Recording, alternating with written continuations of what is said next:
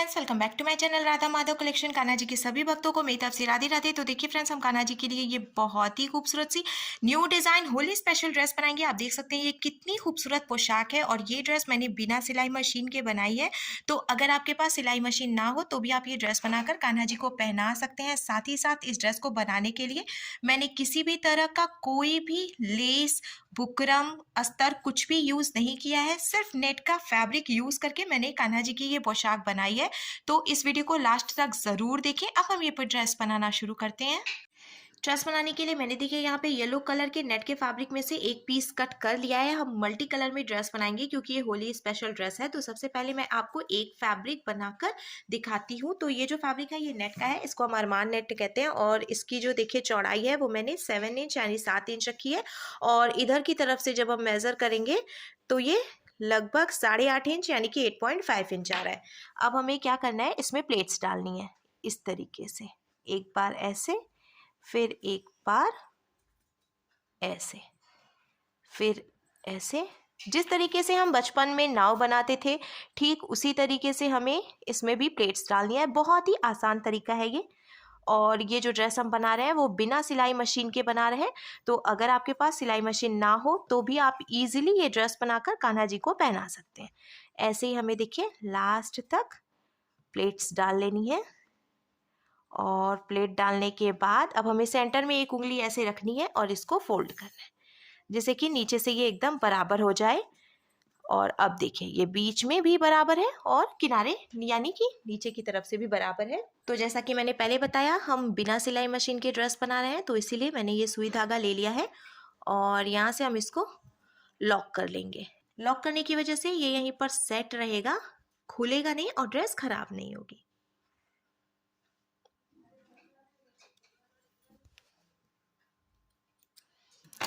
तो अब ये देखिए एक पीस हमने बनाकर तैयार कर लिया है। अब सेम ऐसे ही हमें मल्टी कलर में पीसेस तैयार कर लेने हैं। तो मैंने देखिए पहले से ही ये सभी पीसेस तैयार करके रखे थे। मैंने येलो कलर का यूज़ किया है, स्काई ब्लू, ग्रीन, पिंक, आप कोई भी कलर का फैब्रिक यूज़ कर सकते हैं। अब हमें इसको आपस में जॉइंट करना है। तो अब मैंने देखिए ये जो सुई धागा लिया है इसमें काफ़ी मोटा धागा डाला है। मैंने इसको 8 दोहरा करके डाला है। आप चाहें तो मोटा वाला धागा भी यूज़ कर सकते हैं। अब हम क्या करेंगे, सबसे पहले हमें ये स्काई ब्लू कलर का फैब्रिक लेना है और यहाँ ऊपर की तरफ से ऐसे सुई डालनी है। फिर इसके बाद हम येलो कलर का फैब्रिक डालेंगे,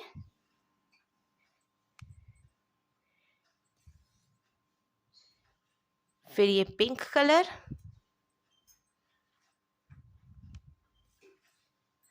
और फिर ये ग्रीन कलर।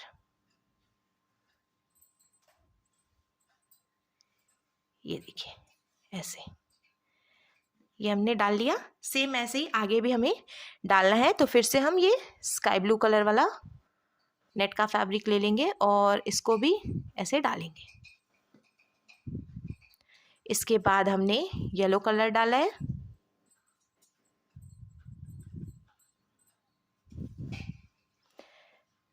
फिर लेंगे हम पिंक कलर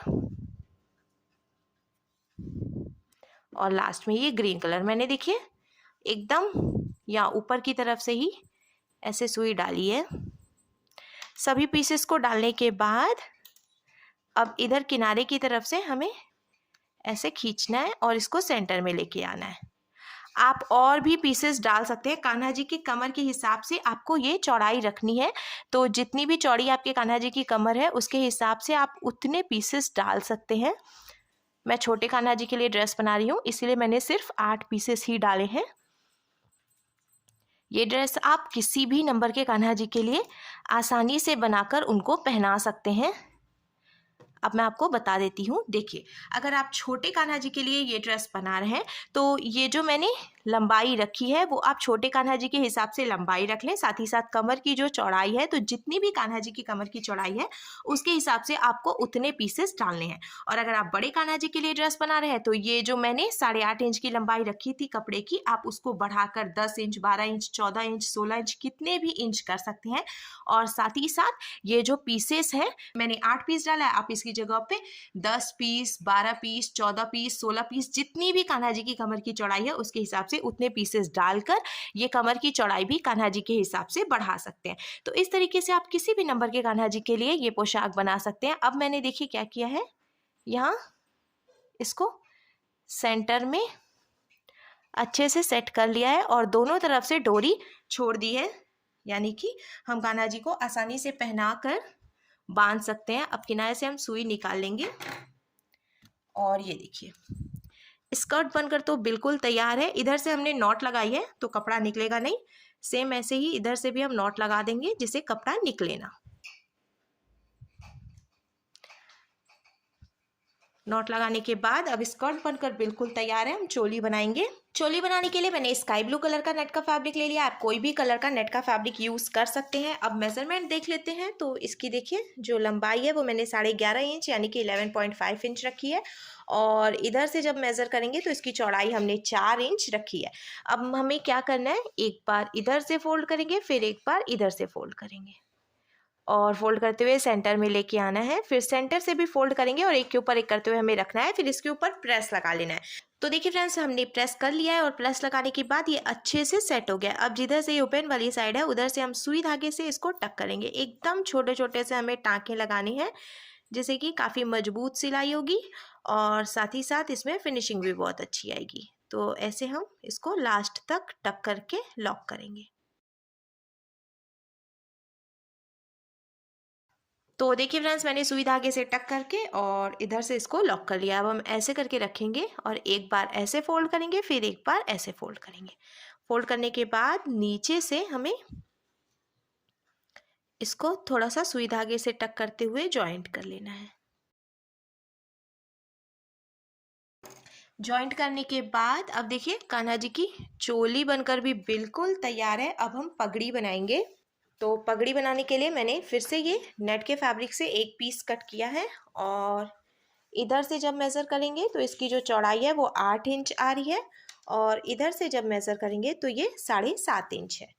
अब हमें क्या करना है, एक बार ऐसे फोल्ड करेंगे हम, एक बार ऊपर से, एक बार नीचे से और एक बार सेंटर से।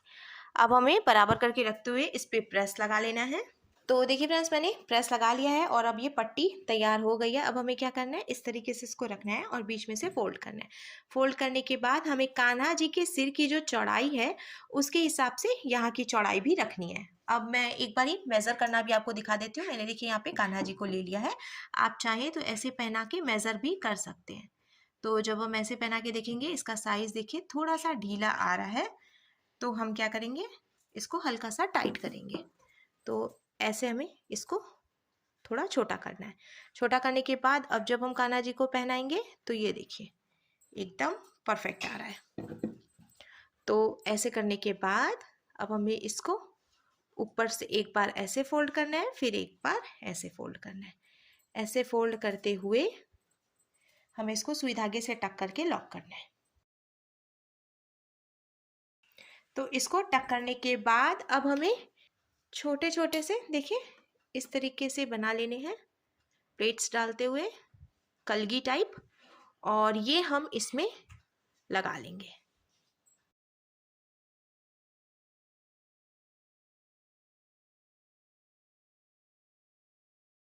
तो देखिए फ्रेंड्स मैंने तीनों ही कलगी यहाँ जो मुकुट मैंने बनाया था पगड़ी उसमें सेट करके और सुई धागे से टक करके जॉइंट कर ली है। अब हमारे कान्हा जी के लिए बहुत ही खूबसूरत सी होली स्पेशल ड्रेस बनकर बिल्कुल तैयार है और अब मैं कान्हा जी को ये ड्रेस पहना कर आपको दिखाती हूँ।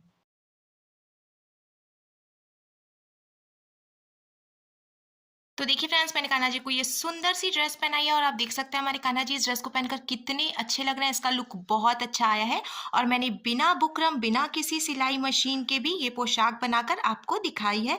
तो अगर आपने लास्ट तक वीडियो देखी है तो thank you friends, thanks for watching. मेरी वीडियो को लाइक शेयर करें, साथ ही साथ कमेंट करके ज़रूर बताएं आपको ये ड्रेस कैसी लगी और मेरे चैनल को सब्सक्राइब करना बिल्कुल भी ना भूलें। मिलते हैं जल्दी ही नेक्स्ट वीडियो में, तब तक के लिए राधे राधे।